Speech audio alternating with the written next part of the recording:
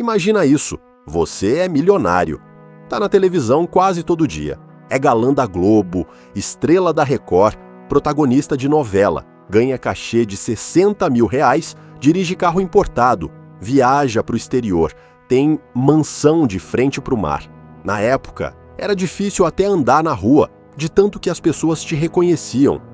Mas aí o tempo passa, a fama some, os contratos acabam, os negócios quebram, e quando você se dá conta, está sendo despejado da própria casa, sem dinheiro nem para comprar um pão. Essa é a realidade de vários atores milionários da televisão brasileira. Gente que ganhou fortunas reais com a fama e hoje vive de doação, de favor ou até na rua. No vídeo de hoje você vai conhecer histórias que parecem mentira, mas são 100% reais. Artistas que viveram no luxo, no auge da grana e despencaram para o fundo do poço. E o último caso é de um galã que já viajou o mundo, jantou nos melhores lugares e hoje dorme na calçada com uma placa na mão. Nos anos 1970 e 1980, Mário Gomes era sinônimo de sucesso na televisão brasileira. Um dos principais galãs da Globo, ele estrelou novelas icônicas como Gabriela, Vereda Tropical, Guerra dos Sexos, Bregão Chique e Chega Mais. Aparecia em horário nobre, tinha legiões de fãs e era presença constante nas capas de revistas e nos programas de auditório. No auge da fama, Mário recebia cachês de até R$60 mil por novela, um valor extremamente alto para a época. Considerando ajustes pela inflação e poder de compra, isso representaria hoje uma renda mensal equivalente a mais de R$500 mil. Além do salário fixo na Globo, ele também faturava com publicidade, presenças em eventos e ações de marca. Dinheiro não era problema. Com toda essa receita, Mário começou a montar um verdadeiro império pessoal. Ele comprou uma mansão cinematográfica na Joatinga, uma das regiões mais caras e exclusivas do Rio de Janeiro.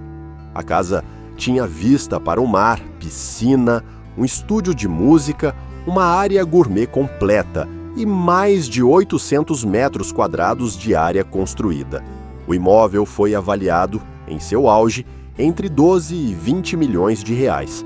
Além disso, o ator abriu uma empresa no Paraná, a Mário Gomes Indústria e Comércio de Confecções Ltda.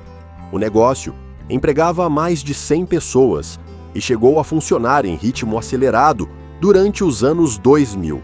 Por um tempo, tudo parecia estar sob controle, patrimônio consolidado, família bem estruturada e uma aposentadoria confortável à vista. Mas veio o colapso. A confecção entrou em crise, acumulando dívidas trabalhistas, com dezenas de costureiras. Ao todo, a Justiça Trabalhista somou mais de R$900 mil em condenações contra a empresa de Mário. Paralelamente, o IPTU da mansão na Joatinga também deixou de ser pago, acumulando mais de R$100 mil em débitos com a Prefeitura do Rio.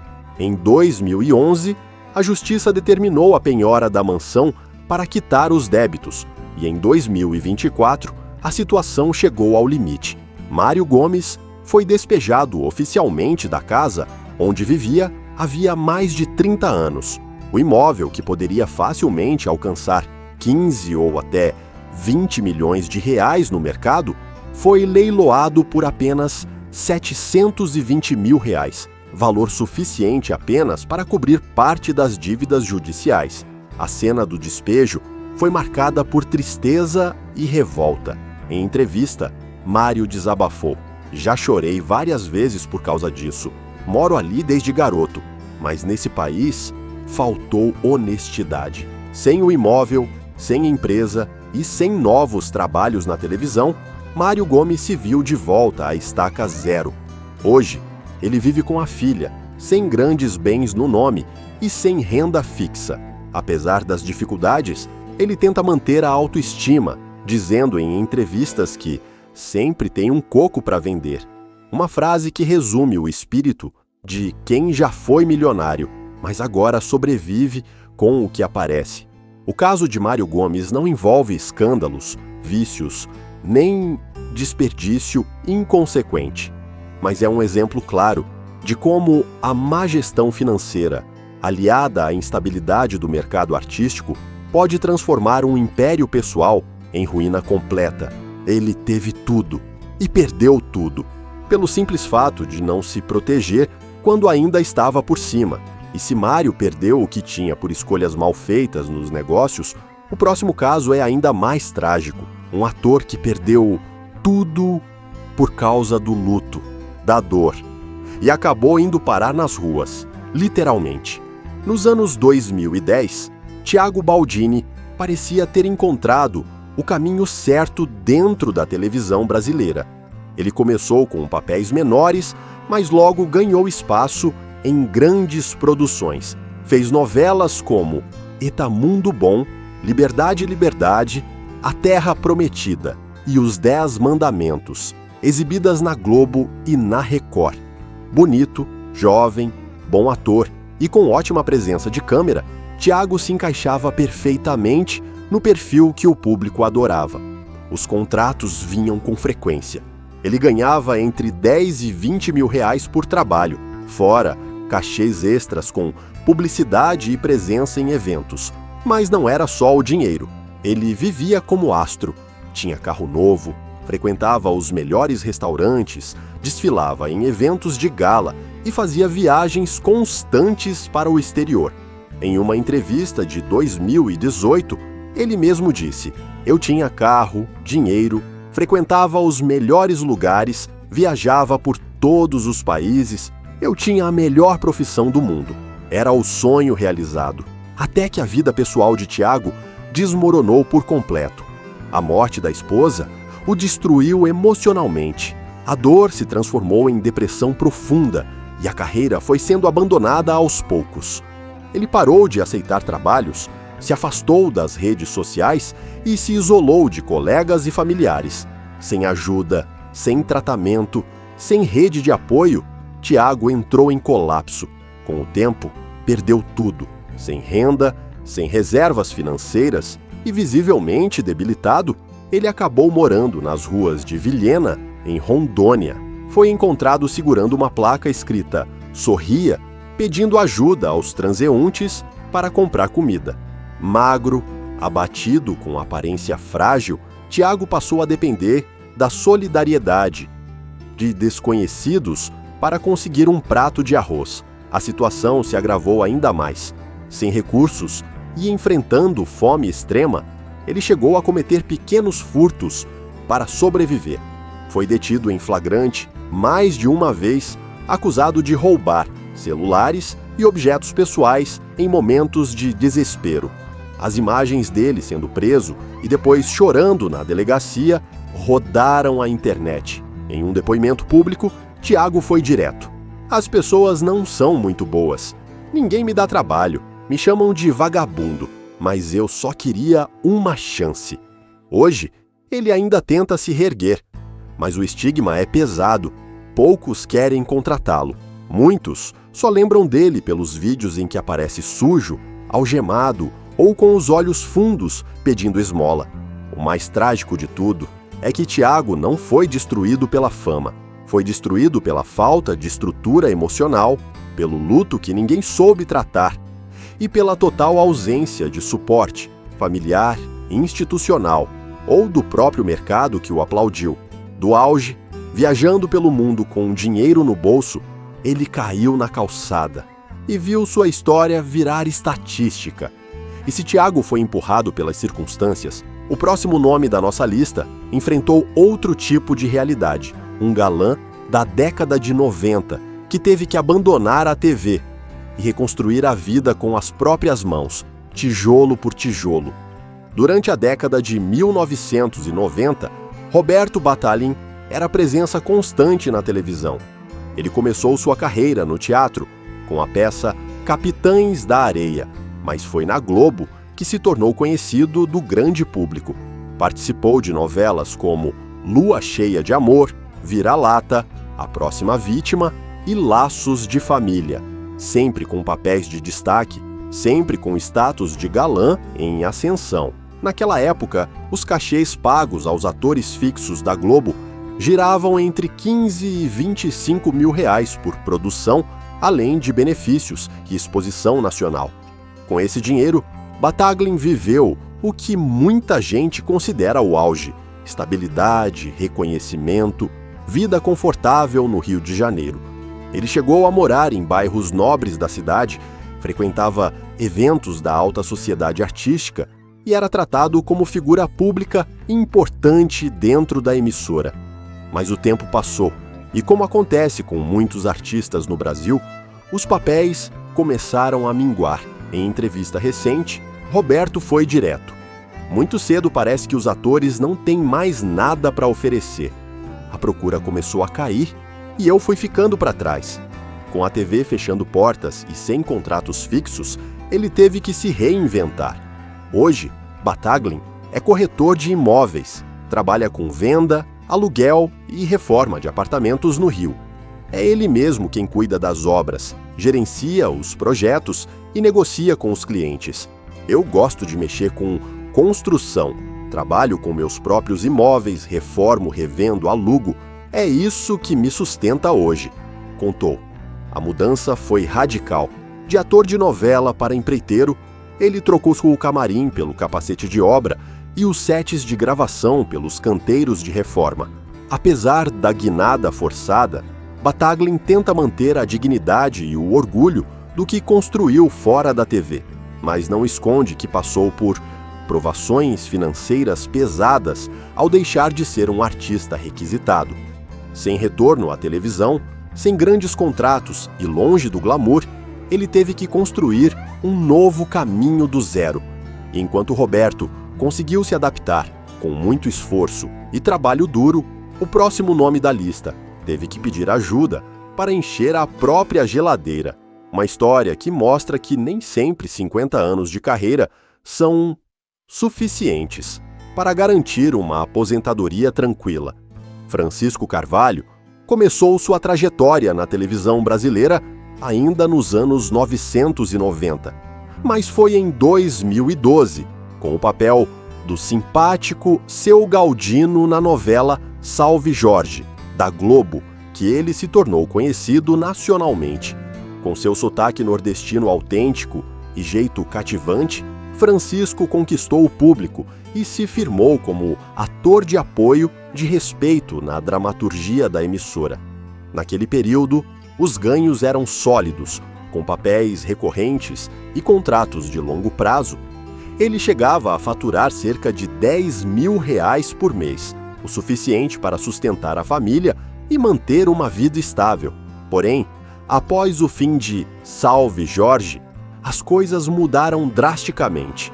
Os convites começaram a desaparecer, os contatos foram esfriando e a televisão, que durante décadas havia sido seu sustento, parou de responder. Em 2014, Francisco desabafou publicamente.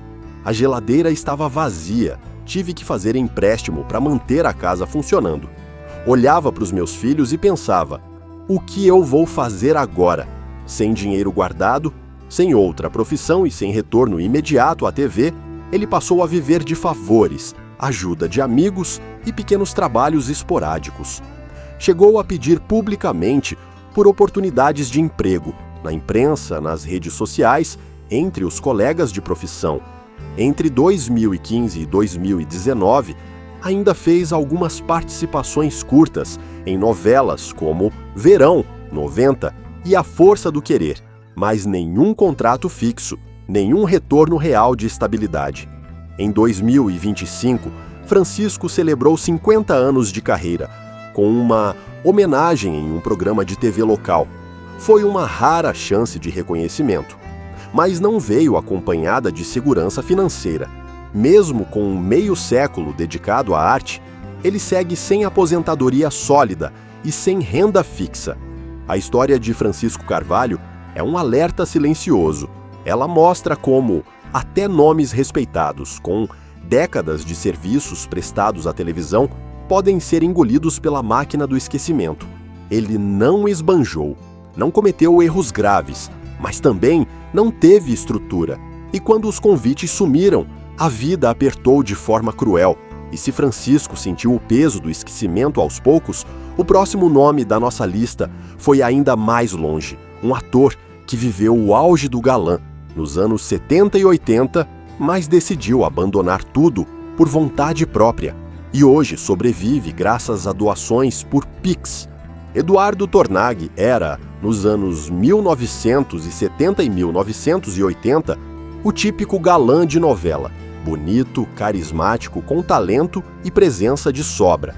Estrelou produções de enorme sucesso como Dancing Days, 1978, A Gata Comeu, 1985, Água Viva, 1980 e diversas outras novelas que marcaram a teledramaturgia brasileira. Durante esse período, Tornag vivia com estabilidade.